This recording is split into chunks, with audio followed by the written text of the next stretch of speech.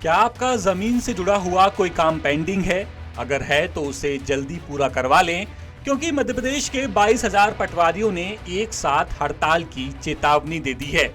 अब आप सोच रहे होंगे कि आखिर ऐसा क्या हो गया कि पूरे प्रदेश के 22,000 पटवारी एक साथ हड़ताल पर जाने की चेतावनी दे रहे हैं। दरअसल मामला जबलपुर से जुड़ा हुआ है। जबलपुर के शाहपुरा के चरगवा में एक पटवारी को फर्जी नामांतरण के मामले में गिरफ्तार किया गया था।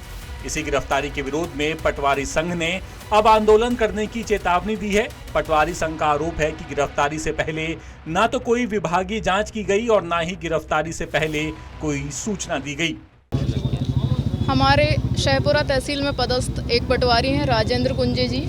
कोई शिकायतकर्ता थाने चरगवा में गया और शिकायत करता है तो वहाँ पे पदस्थ थाना प्रभारी द्वारा तत्काल उनको बुलाकर बिना एफआईआर करे पहले बुला लिया जाता है और फिर एफआईआर करके उनकी गिरफ्तारी कर ली जाती है।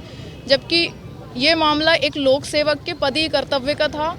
वो यदि कोई त्रुटि होती भी है तो हमारे राजस्व न्यायालय में अपील का प्रावधान है, बाकी सब चीज़ों का प्रावधान है। ना किसी प्रकार की विभागीय जाँच कराई गई, ना टीआई साहब द्वारा हमारे जो नियुक्त अधिकारी हैं उनसे कोई अनुमति ली गई, ना सूचना दी गई और डायरेक्ट गिरफ्तारी कर ली गई, जो नियम विरुद्ध है।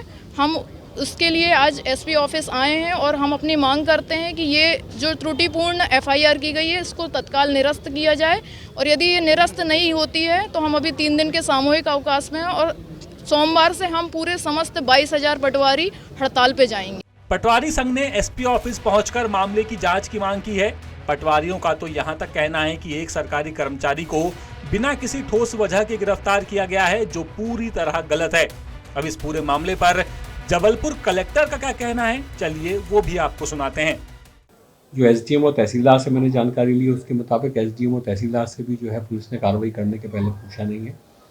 मोटे तौर पे समझ में आता है कि ये प्रकरण जो है एक नामांतरण प्रकरण था, जिसमें किसी व्यक्ति की लड़की को छोड़ के उसके भतीजों और भाइयों के नाम से नामांतरण कर दिया गया था। बाद में 2017-18 में जानकारी मिली थी कि भाई इस तरीके से गलत हो गया है, तो बाद में फिर से नामांतरण जो है खारिज करके उसकी जो लड़की उसका नाम दर्ज कर दिए गए थे। 2017-18 की बात है। अब आज उसके 8 साल बाद इस तरह की परिस्थितियाँ क्या बनी है जिसकी बेसिस पे एफआईआर की गई है, ये मैंने एसडीएम को तहसीलदार को जांच के लिए बोला है। उनकी तरफ से जो प्रतिवेदन आएगा उसके बाद ही मैं इसमें कुछ कह पाऊँगा। कि पुलिस को यदि किसी सरकारी अधिकारी कर्मचारी के खिलाफ एफआईआर करना हो और ख़ास तौर से सरकारी कर्तव्यों के निर्वहन के दौरान यदि कोई गलती हुई हो, उसके बारे में यदि कोई कार्रवाई करना हो, तो जो भी कंसर्निंग उस डिपार्टमेंट के वरिष्ठ अधिकारी हैं उनके संज्ञान में लाना चाहिए। इस प्रकरण में एसडीएम और तहसीलदार को विश्वास में नहीं लिया गया है। मुझे लगता है कि उनको विश्वास में लेना जरूरी था, उनको फैक्ट जानना जरूरी था, क्योंकि खसरा विलेख में कोई भी परिवर्तन होता है तो वो राजस्व न्यायालय की अनुमति से होता है। बता दें कि पटवारियों के इस तरह के आंदोलन की ये कोई नई बात नहीं है। इसके पहले भी पटवारी संघ कई बार दूसरे मामलों में भी आंदोलन की चेतावनी दे चुका है। लेकिन सबसे बड़ा सवाल यहाँ यही है कि आखिर कौन सही है और कौन गलत। जबलपुर से विशेष संवाददाता नील तिवारी की रिपोर्ट।